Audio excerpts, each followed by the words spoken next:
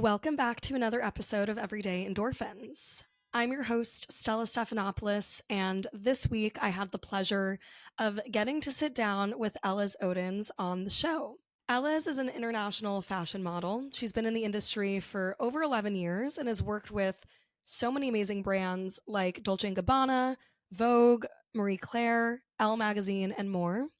And not only is she a model, but she has a whole other career and passion outside of the modeling and fashion industry. Elles has given a TED Talk about how modeling has negatively influenced her self-image, and she is also a rapid transformational therapist and clinical hypnotherapist. So in this episode, Elles and I got to talk about her career path as a model, some of the challenges she's faced, how modeling has influenced the way that she sees herself and the way that she sees her career. But we also talk a lot about the pivot into hypnotherapy, what even hypnotherapy is, how it can be a really powerful tool to unlock your subconscious, and why your subconscious is where a lot of your belief systems are stored.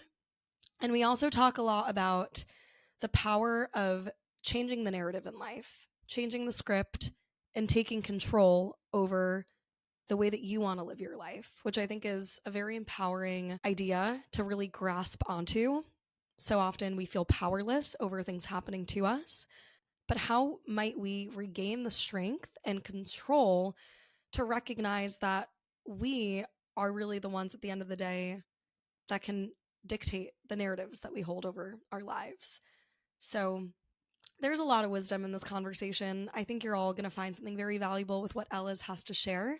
But before we get into it, reminder to like, rate, and review this podcast on whichever listening platform you prefer. Hi, Elles. Thank you so much for coming on to Everyday Endorphins. It is so wonderful having you here. Hey, Stella. Thank you so much for having me today. The beauty of podcasting is that we can sit across the world and get to come together and get to have a conversation. And although I wish you were back in New York and we could do this at the coffee shop that we initially met at, it is really just such a pleasure to have you here. And when we were connected through a mutual friend a few months ago, and I got to learn more about you and all the amazing work that you do to showcase all sides of modeling, I just felt like you'd be such a great person to come onto the podcast to talk about your path and where your interest in the wellness space really came from. So I'd love to start there. Can you share with my audience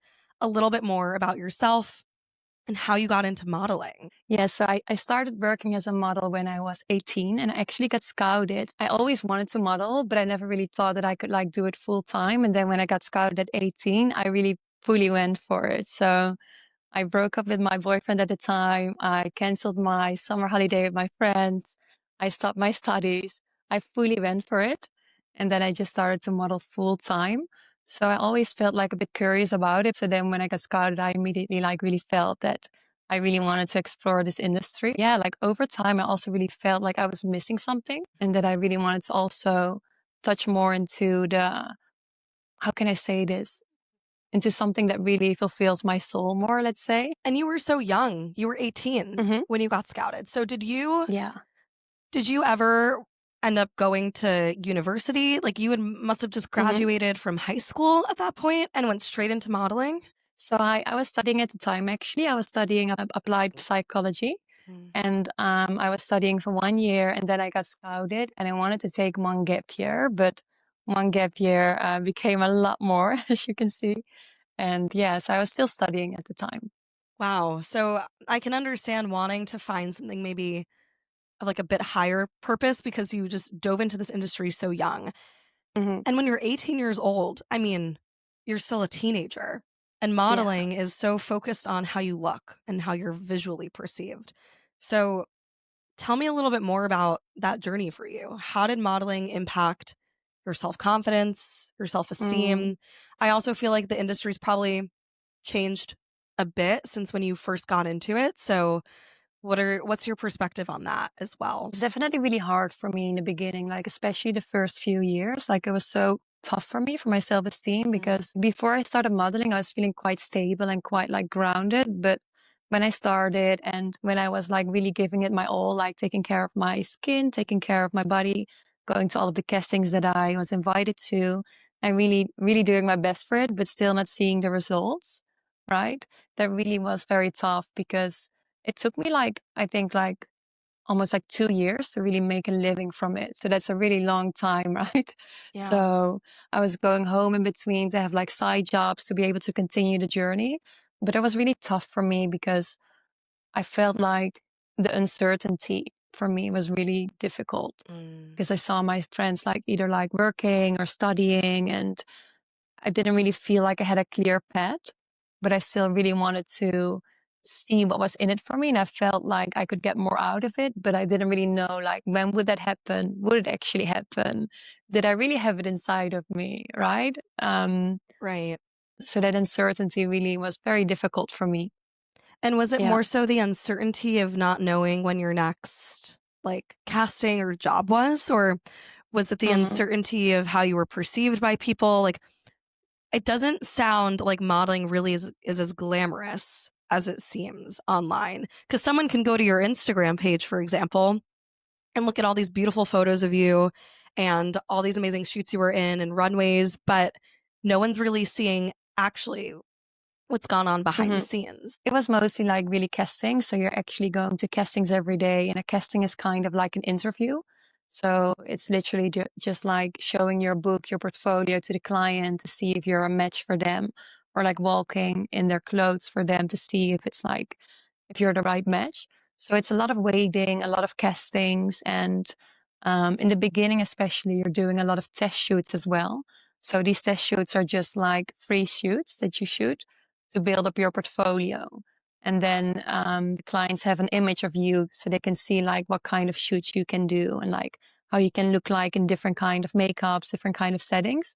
So it's a lot of like, let's say work in the beginning that doesn't really give you money yet, right? Like the test shoots and the Mm. casting. So it's a lot of that.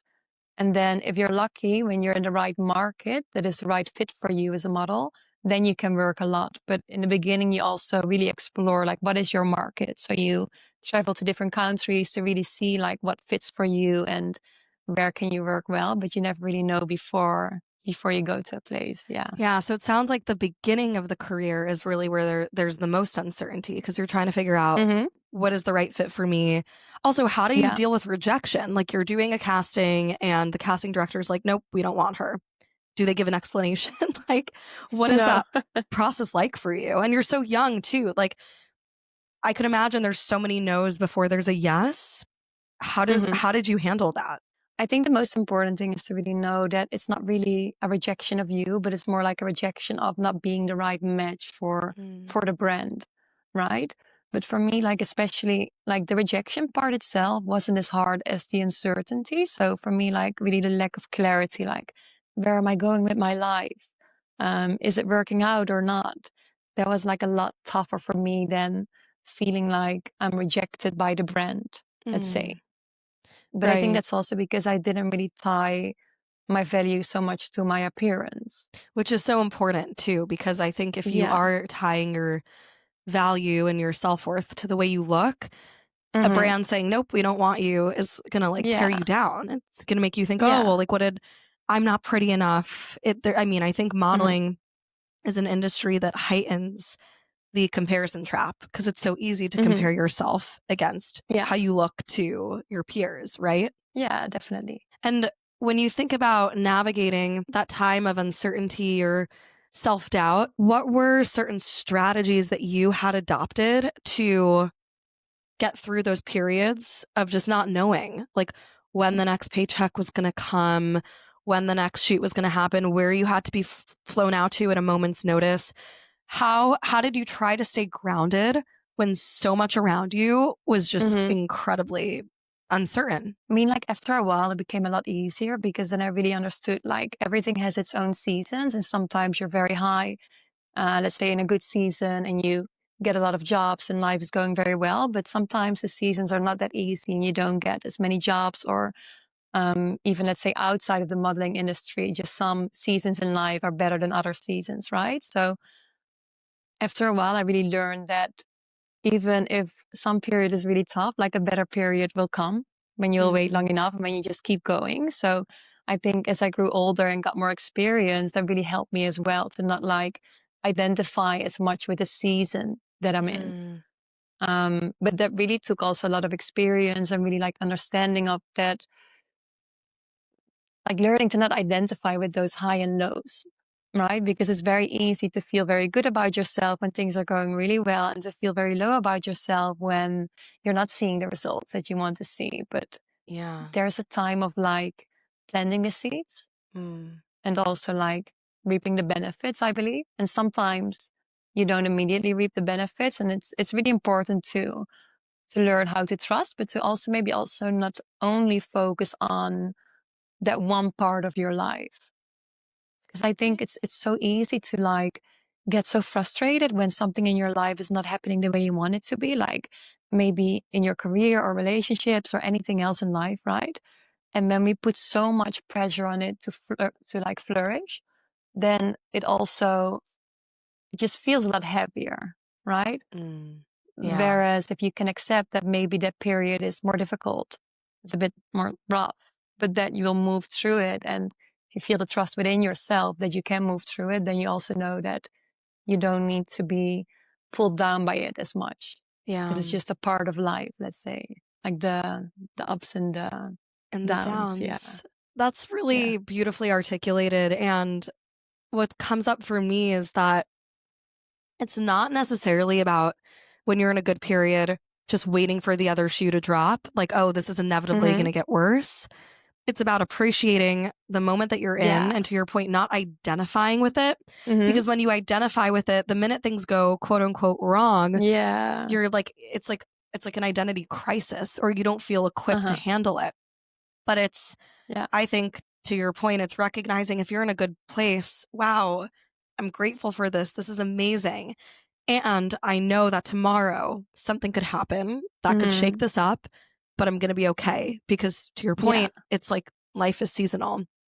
That's Mm-hmm. actually been a mindset that's really helped me move through periods of even uncertainty in my job and my relationships and my Mm-hmm. life. I think we place a lot of pressure on ourselves to like know the answer to life's Mm-hmm. questions and challenges. Yeah. And I like, that's this whole concept of like clarity. Like, oh, I just want clarity over a situation. What Yeah. is clarity even? Like, literally, like, what even is clarity? Because you get to that answer, but it's only answering the question in that particular moment in time. Mm-hmm. Anything can And it change. changes all the time. Yeah, Yeah. exactly.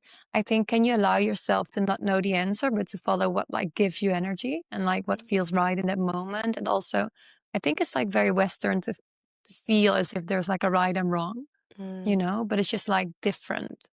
So one pet is yes. different than another pet, and there's no, I don't know, right or wrong way, I think, too. Yeah. Yeah. Yeah. Because when you prescribe right versus wrong, or a sense of morality, if you're doing something that is wrong, you can guilt yourself. Like, you can put shame, put Mm-hmm. pressure. But I love that reframe. It's just different. And Yeah. I think, a lot of my listeners are in their mid to late 20s, early 30s. That's such like a critical period of time where every year is different. Like, I was joking Mm-hmm. with a friend on Friday out at drinks about how every year I do a word of the year to really set an Mm-hmm. intention. And it's like for me, it's helpful to think about my choices through a filter of like, how is it contributing to this word? And I only started doing it as of this year, 2025. But I already Okay. know what I want next year's word to be. When we were talking about how I just started this practice, because he had asked me, oh, what were like the previous years? And I was like, well, I actually just started it in 2025, but I can tell you I have a theme for what happened in 2024 and Hmm. 2023 and et cetera. Yeah. And the reason I bring this up is because like the 20s, the 30s, it's just so formative. Every year is a whole new learning, a whole Mm-hmm. new lesson. I do believe that we put a lot of pressure on ourselves to make like the right choice. Do I change my Yeah. job? Do I move to a different city? Do I break up with my partner? Do I this? Do I that? And the more that we outsource opinions from other people, we just get further Yeah. away from like our Yeah. inner knowing. Yeah, for sure. I know that you mentioned that you were studying applied psychology in school, and Mhm. then this Yeah. path, not a right or wrong, just a completely different path opened up for Yeah. you in the world of modeling. Were there certain moments in your life and in your modeling career that started to kind of ring a bell in your brain? Like, I really want to dive back into this psychology world. What was going on and coming up for you as you were pursuing modeling Mhm. that started to spark this interest in, I actually want to like become a practitioner in this Yeah. field of psychology? Yeah, I feel like I was always still interested in it because I was always reading self-help books at every shoot, you know? So it's like it was still like part of my almost like daily ritual. But I feel like at some point I felt like it wasn't really cool enough. So the feeling of like moving from the modeling industry to like the self-help industry is something that my ego didn't really like. So then I thought like maybe I can try acting afterwards if modeling doesn't work anymore, you know? Like it just didn't appeal to me at some point in time. But then I know that it was always inside of me. So it's something that even though, let's say, my ego didn't want to do it, like I couldn't suppress it because it was always my natural interest, right? And then at some point also, I really understood that by working on my own beliefs and working on my own, I mean, the way of how I saw myself really helped me in my career as well. And then I understood, okay, this is actually something that I can also help other people with. So then I naturally just like moved slowly towards that industry. And now it's beautiful because now I can still combine it. And I always thought that I have to choose to go for either one or another, but I can just, I don't know, you can always create your own schedule, right? And you can be as creative as you want to be. So now I feel like there's this beautiful mixture of like modeling, workshops, one-on-one sessions. So yeah, it's really fun. That's so amazing. And to have that sort of autonomy now in your career where you can create your own schedule, your own routine, and blend all areas of passion, I think is the dream. I loved what you said around how your ego didn't want you to do it, but you knew deep inside like you wanted to do it. Yeah. Um, where what was going on there with when you think about like your ego? Like what was holding you back from hmm wanting to pursue this path? I think honestly, like my ego loved the title model, maybe, or like maybe like it made me feel more special, right? Like be in that industry, and I think I was afraid of like losing that specialness about me. Like I didn't really fully understand like that doesn't make you special, right? But it's like so let's say appreciated in the world, or like I feel like modeling is kind of like okay, appreciated is not the right word, but a job that I think that many women think that they want to have. Let's say when you're a model, it automatically gives you this like label of when you identify as a model, you feel prettier maybe. Mm. I think that's how I felt. And like being in that same kind of industry felt more interesting to my ego because I wasn't like sure enough within myself of who am I, right? And what is my value. So I think it felt safer to like stay in that Mm. industry to still feel like validated from the outside. I think that's the whole process. Yeah. But I feel like when there's something inside of you that you really feel like the urge that you want to follow, you can suppress it, but at some point it just comes back to your life. Yeah. Like, yeah. It's like when you suppress any sort of emotion. You can Yeah. bury it for some time, but it's going to come back to the surface eventually. It's Yeah, interesting too for because sure. I think like when we place so much of our identity on what we do for a living, it runs the risk of, well, what happens when you no longer do that thing for a hmm living? What's left? Yeah, And for to sure. be able to hold space for multiple identities, I think is the healthiest way to hmm engage with the world around us and Yeah. recognize that you are a model and you're a hypnotherapist. Like it's not one or the other. And you can feel the byproduct of what it means to be a model and also this practice of Yeah. hypnotherapy. It's not one or the Yeah, other. exactly. I often feel like these days, like I describe it more as something that I do rather than as something that I am, Mm. because I feel like all of these things, like they can change so quickly, right? And I just Mm, want to follow like what my gut says that I want to do, and to not be like tied to a certain job for too long because I am a hypnotherapist or I am a model, yeah. right? Like, because we can do so many things in life Yeah. at I the end of love the that. day. Yeah. I think I need to tell my friends this because everyone in corporate America, it's like, oh, I'm a consultant. I'm a banker. Mm. I'm an investment banker. I work in private equity.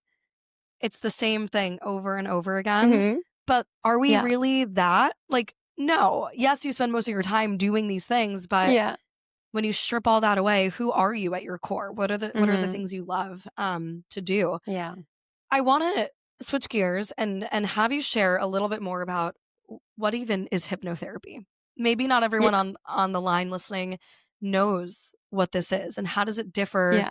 from just traditional therapy? So hypnotherapy is a tool that really helps you tap into the subconscious mind, because you might have heard that almost everything that we think, do, and feel is stemming from the subconscious mind, right? So oftentimes we have certain patterns that we try to break, but we try to break it by analyzing the pattern, like thinking about it, talking with friends, right? Like, but that doesn't really go to the root cause and the reason for why you have that pattern in your life. So in our childhood, mostly, like we form a lot of beliefs about ourselves. I mean, through our whole life, right? But especially in our childhood, we're so suggestible. And then it's so easily to form a lot of beliefs about life, about relationships, about ourselves. And we take those beliefs with us for so many decades often, because we're not even aware of it. So with hypnotherapy, you can really find out what are actually those beliefs underneath the surface level that are driving your behavior. So you Mm, can actually change it, because when you fully understand yourself on a deeper level, and then also go back to those moments that have caused you to believe certain things, it's also a lot easier to change the belief. mm, Because maybe it's a long explanation, but like nothing really, nothing in life really has a meaning, right? But the meaning that we attach to the event makes us behave a certain way. So when we can go back in hypnosis to like certain times in our lives where we have been through painful events, and when we can change the meaning there, then we can also behave in a different way right now in the future, let's say. yeah, Yeah. I love that. I think that everything in life is kind of just a neutral event. Like if Mm-hmm. you look at something objectively, it's it's just a fact. Like it Mm-hmm. is what it is. But the way we feel about certain things is the byproduct of whether or not we deem that event to be Yeah. good or bad. Yeah. And I think when I reflect on certain times in my life, I've caused myself a lot of suffering and inner pain with over analyzing or like prescribing negative meaning to an event that's just Mm-hmm. neutral. And it takes a lot of time and work to be able to see things for as they are and to not Yeah. feel a sense of like, I don't know. I think a lot of it has to do with when you take things personally, it's easier to Mm-hmm. prescribe that like negative Yeah. meaning to something. Yeah. Yeah, for sure. When you think about the process of hypnotherapy getting to those limiting beliefs that are formed subconsciously when you're like in your childhood, how do you as a practitioner take people Mhm. along through that? Are there specific questions that you ask? Like how Yeah. are you able to get people to access the subconscious? Because I think Yeah. a lot of times we subconsciously push away any Mhm. invitation into the subconscious. Yeah. I think first of all, it's always really important that the person feels safe, because the safer you feel, the easier it also is to surrender to the process and to allow those things to come up. So when you feel really safe, it's easier to also really reprocess the trauma, right? And to see it in a different way. I'm just using the word trauma now, but it can be something smaller as well, Mhm. right? Like a painful memory. And what I do is that I guide them through, you can kind of call it like a guided visualization, to really relax the body and to sink deeper into your body and to not be so much in your head. Because what we do eventually is that I'm still talking to the person, but in a different way. Because as we're talking now, we're talking, let's say, to the conscious mind, right? Analytical mind. That's the time when you're more in the beta brainwave state. But in hypnosis, you sink deeper into a different brainwave state, which is called the theta brainwave state.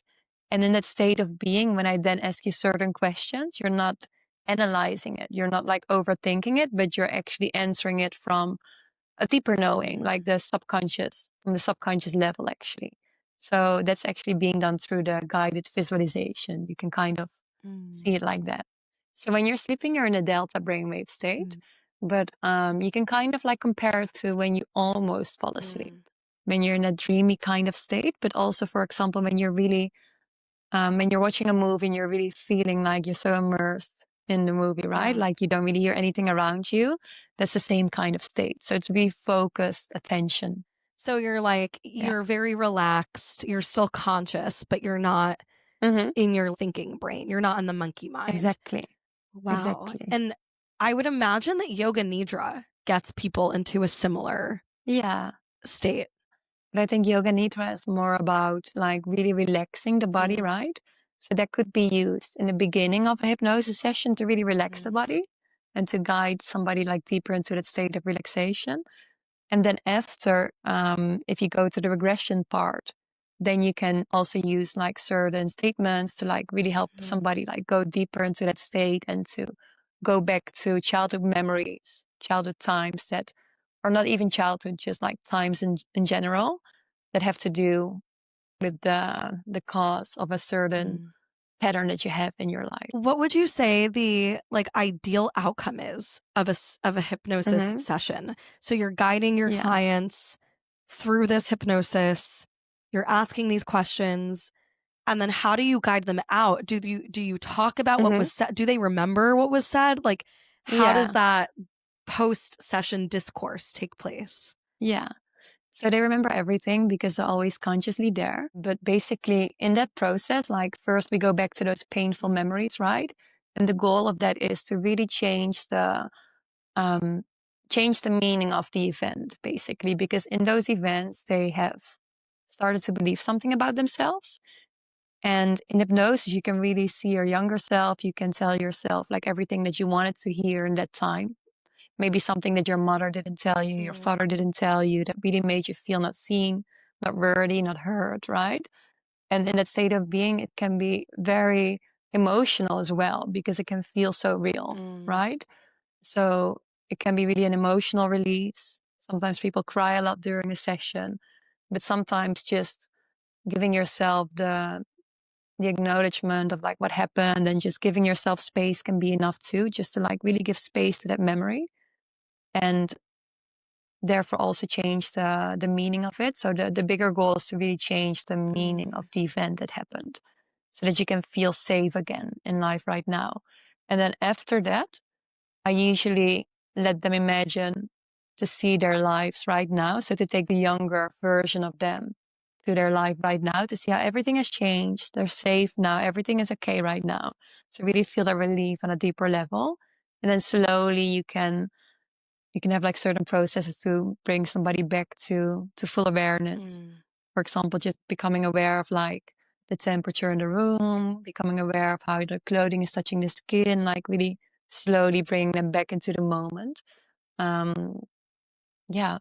So it's that kind of process. Yeah. No, what keeps coming up for me is like this theme around changing the meaning of how we prescribe certain memories to be or certain events in our lives. What are some consistent challenges you've seen people experience? You just mentioned this feeling of not being seen is like pretty common or something that comes up frequently. Is there anything else that comes to mind when you think about some of those like deepest traumas or painful moments that people experience in life that cause the most inner damage? If you think about it more like, not specifics, but just like thematically. Like for me, what I would imagine is this feeling of not being seen, but also even like feeling neglected in life. Like I feel like there are like Yeah. categories of certain wounds that people hold on to. Yeah, definitely.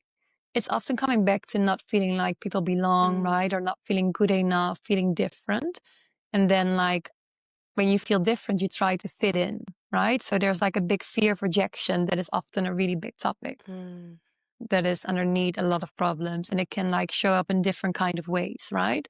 So oftentimes the issues that people come with can look very different, but when you go to a deeper yeah. level, we all just want to be loved, we just want to be seen, we just want to be valued, right? And really fit in.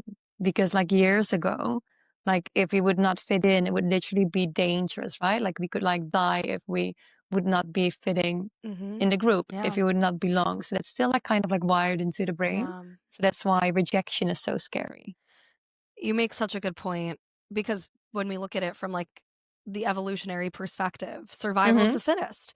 We are meant Yeah, to be yeah, tribal and to fit in with a group because if you yeah, didn't fit in with the group, you're a risk of getting killed in those days. yeah, But we're exactly. not in the like we're in Yeah. modern times and we have to remind ourselves that even Mm-hmm. if we don't fit in, we're not at risk of dying.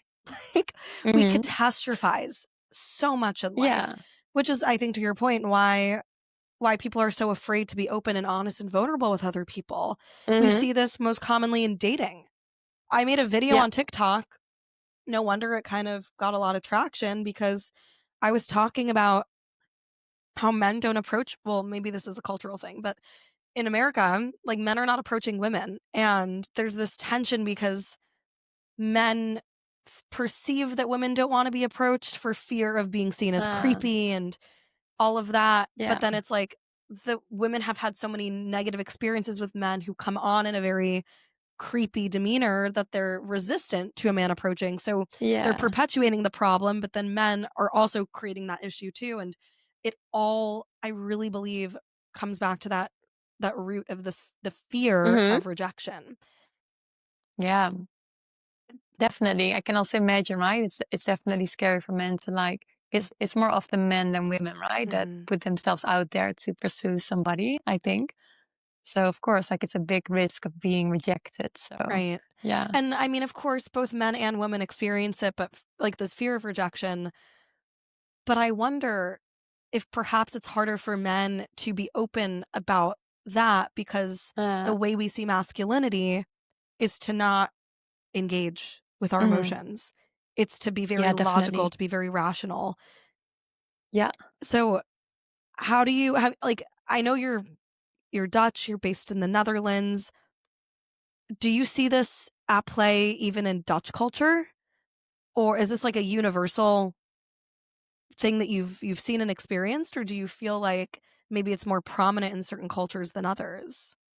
It's probably more prominent in certain cultures than others, I think, but definitely it's a universal thing, I would Mm, say, because sometimes also when I have a client, like mostly like women, like they talk with their friends, right? Also about certain topics, like they open up with friends more easily. But men, like I've had more times with men where they say like, "You're the first person I tell about this," right? mm, And that must make it so heavy and so difficult because if you cannot talk with anybody about it because you're afraid that somebody will judge you or will shame you, that makes it even more heavy, right? I think it's a universal thing. yeah. Yeah. Yeah. Something I've been really thinking a lot about too is the loneliness epidemic that Hmm. is so present right now and Yeah. why we're all struggling to really connect. And through the work that you're doing and the work that you've done for yourself, how do you see practices like hypnotherapy and the byproducts of hypnotherapy actually be a conduit to people connecting more deeply with Hmm. others? How do you see that relationship? I think in order to connect with other people, you need to be really comfortable with yourself, Mm, right? And if you feel very ashamed of certain things, if you feel like you're not enough, then of course it's very scary to share those things with other people. But how can you really connect with people if you cannot share parts about yourself, right? I'm not saying that you should share it with everybody because of course like it's difficult to talk about vulnerable topics with everyone, right? But um, I really believe that through the inner work that people do, they feel more comfortable with themselves, more safe within themselves, and therefore it's also more safe to talk with somebody else.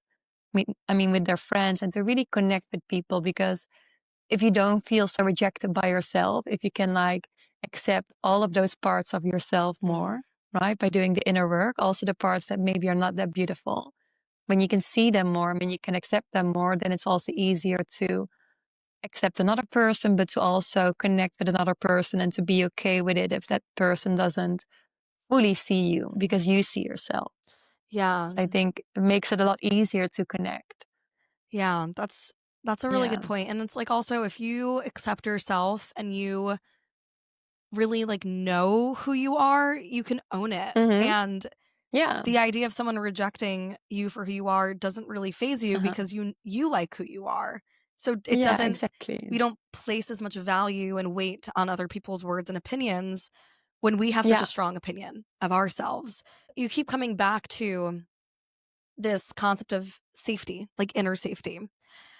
And it's Hmm. very hard to feel a sense of inner safety in a world that we live in that is just so unsafe. I saw a TikTok actually that said this woman was talking about how we don't experience reality. We experience events around us Hmm. through like the state of our nervous system. Like we're not experiencing reality, Mm. we're experiencing our nervous system at all Yeah. times. How does that land for you? Can you elaborate on that or what comes up for you when you think about that? I partially agree. I partially disagree, to be honest, because yes, the beliefs that you have, like the internal landscape, really influences how you see everything, right? So it really influences your experience of everything. So maybe two people can have the exact same day, Mm, but one person loves it and the other person hates that day, right? Because of the beliefs that they have about that day. But at the same time, there's also, I mean, reality, there's also certain events that are really happening, right? mm, You cannot deny that. I guess that's where duality is coming into place. Some things are naturally really tough, right? Like that's real at the same time. And at the same time, our beliefs are influencing that as well. I'll have to find the video and send it to you because I think to with what you're saying, that is actually an element of what the video was talking about. Because when you take it a step further, our beliefs, I do think, can influence our nervous system. Like if you have all these negative Hmm. beliefs, you're not regulated, right? You're Hmm. constantly in that fight or flight. And so to your point, like two people can have the exact same day but feel differently Yeah. about the day. So Yeah. perhaps it's like one person has a more regulated nervous Hmm. system or is able to handle stress with more grace whereas the other person Yeah. is a bit more on edge because of these beliefs that they hold. Yeah. And then just sees the events that are unfolding differently, Mhm. And right? I think when we are able to really understand that, it actually is quite empowering with navigating uncertainty. Back to your Hmm. earlier point, when we recognize that there's so much outside of us that we can't control, Hmm. it's actually quite empowering to know that we can always come back to Yeah. ourselves. Yeah, for sure. Because no matter what happens in life, you can be the one who decides what you want to believe or how you want to interpret it. And that's not easy at all, of course, Mhm. because it's easier said than done to just see things differently. But you can choose to do like deeper inner work to really sit with those feelings and to Yeah. first accept them and to fully embrace it and then work through it. And therefore start to see the situation Yeah. differently. And therefore to be able to be very resilient as well, no matter what life brings. Exactly. And I think resilience is that secret key to living a Yeah. happy and fulfilling life, which is a Yeah. fantastic segue into the few final questions I'd love to ask you. So, as we know, Everyday Endorphins is about finding things in life that bring us joy and really Hmm. exploring through these conversations how do people find happiness in life? What does it even mean to be happy? So, the Hmm. first question I would love to ask you, Elles, is what is your definition of happiness? And how has that perhaps changed through the course of your life when you were 18 from Hmm. doing modeling and then becoming a hypnotherapist? How do you see happiness to be defined? I think happiness is really being brave to follow your own path. Like when you really do what gives you energy, right? And to really know yourself, to know what gives you energy, to know what drains your energy, and to really be true to yourself. I feel like happiness might look different for everyone, but when you really follow what resonates for you and not try to fit in, not try to follow what is like popular or try to follow what is like valued in our society, then it's easy to be happy if you really follow your own path. Mm, And that's easier said than done, of course. But I think also we always have this inner compass. Like we always know when something is draining yeah. and when something is actually making you feel more alive. So I feel like that way we can also simplify that search, right? So just listen to our body. So that is my definition of happiness right now. And how it was before, I think it was definitely way more tied to um, feeling that I'm performing in a way. Mm, Like I definitely felt quite happy if I would like achieve a lot, like I felt yeah. quite fulfilled, but it was not like real happiness, Yeah. but more like, yeah, feeling validated in a Yeah. way. That's where I Yeah. so relate to you. And in your TED talk, you had said that like your self worth was contingent upon your achievements. And for so much of my Hmm. life, it was the same exact story. And I wouldn't want to Yeah. change anything about the way I was raised or the life that my parents were able to provide me. I'm so grateful for that. But when you're in a culture of succeed, succeed, Hmm. succeed, you start Yeah. to attribute your sense of worth with accomplishment. And we Definitely. forget that, you know, we have all these goals, and Hmm. us sitting here today means we've hit all these goals that we've set in the past. And yet, like, we can be happy right now, but we've also probably navigated very difficult and unhappy moments in our Hmm. lives. So, Yeah. achieving all these goals doesn't guarantee that you're going to be happy because we're on the other side of that now. No. And who's to say that we're Yeah. Yeah. actually Yeah. even, happy in this present moment? So, to Yeah. think about all these other goals that we have for ourselves, our happiness Uh-huh. doesn't lie on that on the other side of that second batch. It's No. through the process. I mean, even to your Yeah. point on like learning to really honor what you need. This is so relevant. Last night I was at a sauna, and it was like a very Mm. nice way to end the evening, and I ended this pretty late. It was like 11:30 by the time I left the sauna, and I had some friends that were out on a Saturday night. And Okay. I had texted them to see what they were up to, and I was considering going to meet them. And I'm so glad that I didn't, because clearly my voice is a mess and I'm still recovering from a bad cold. Uh, But I had texted my friend last night saying, she asked, "Are you going to go to meet them?" And I was like, "Well, I'm already in a taxi on my way home. I know if I show up, I'm just going to be annoyed, and I don't want to like talk over yeah. myself in a crowded bar. Like I'm going to completely lose my voice." And I said, "I have to honor my needs to go home and break the cycle of being out just to be seen." And that's Yeah. what's giving me happiness, and it's really, really hard. But to Hmm. me, that's what comes up for me with what you said. It's also about knowing yourself, I think, right? And like accepting like what you need, Mm, being okay with that because that's not that easy, I yeah. think. No, it's not. It's not. And again, it's like something I'm working on too as well. If this is the choice that I need for myself, and if this is what I need, I should put that first. I shouldn't Hmm. bend over backwards to do other things just to be Yeah. perceived in a certain way, Yeah. Yeah. which Yeah. is easier said than done. But Yeah. It sounds almost like funny and silly, yeah. right? But it's like, it's way more complicated in real life because I think it also comes back to the sense of like wanting to belong Mm-hmm. in a Yeah. way on a deeper level. Yeah. Yeah.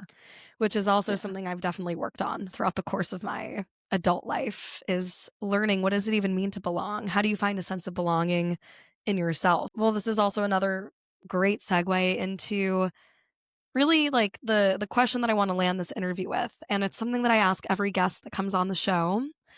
A little separate from how do you define happiness, but of course related, because we're on a podcast talking about endorphins. So my final question to you, Ellis, is what is something that brings you a bit of endorphins every day? Mm. Okay. I would say walking really makes me happy, listening to music. Like I feel so alive when I'm just listening to music, walking on the street, just like really feeling and experiencing life, let's say, in that way, Mm, because you're not so much in your head at those times, at least for me.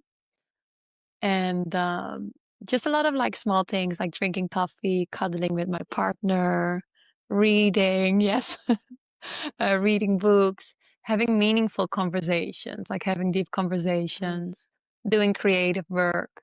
But also, I really feel super fulfilled through like the one-on-one sessions that I Yeah. guide and the workshops. Like it really puts me into this kind of like higher state, you Yeah. know? So it makes me feel very connected. And yeah, I have a lot of good things to be grateful for. So it's a Yes. nice question. Yes. Thank Oh, you. well, you're the first person that has thanked me for asking this question.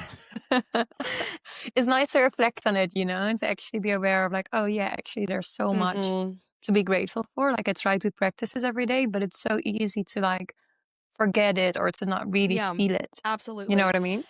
Yeah. I love your answer because there are so many things in life that bring us joy, and I don't think I actually Hmm. realized this until literally just now, but the premise of what does it mean to find things in life that bring you endorphins, or like why am I even Yeah. asking this question in the first place? It's to remind people that despite hard times in life, Hmm. there's still so much to be grateful for. Like that's what the endorphins Yeah, for are. It's sure. these moments of glimmers, moments of joy Yeah. that ground you in a sense of gratitude. And when you can anchor on Yeah. moments of gratitude, you're happy. Hmm. Like that's all you need, Yeah. really. So Yeah, I think so I don't too. think I even realized it until your response that like the reason I've been asking people what brings you endorphins is to help people remind themselves what are they grateful Mm, for. Um yeah. so thank you for helping me That's so understand why sweet. even been asking this question for the past 5 years. But I love it, and I resonate with, like, so many of those points. I would love to be on the other side of your hypnotherapy sessions one day because I feel like that would be so eye-opening for me. But for my listeners who are also thinking the same thing and are like, "How do I get in touch with Elles and get in contact with Mm. her?" How can people connect with you, follow along what you're doing, and reach out to you? I have an Instagram account called Hypnocraft. So you can send me a message there, but also I have a link in the bio there where you can like plan a free call. So either you can do that or you can send me a message. I'm always happy to connect. And who knows, maybe one day in New York we can organize a workshop together. That would be That would be really fun. fun. Okay, we're gonna put that on Yeah. the 2026 vision Yes. board. Um, On the vision yeah, board. I love it. Yeah. Well, I will link all of those resources and points of contact for people to get in touch with you in the episode show Thank notes. you. So everyone, you can go to find Ella's there. And I just wanted to thank you again. This was really, really wonderful and such a beautiful way to start my Sunday morning. So thank you. Thank you for having me and for the beautiful, heartfelt conversation. It was really nice.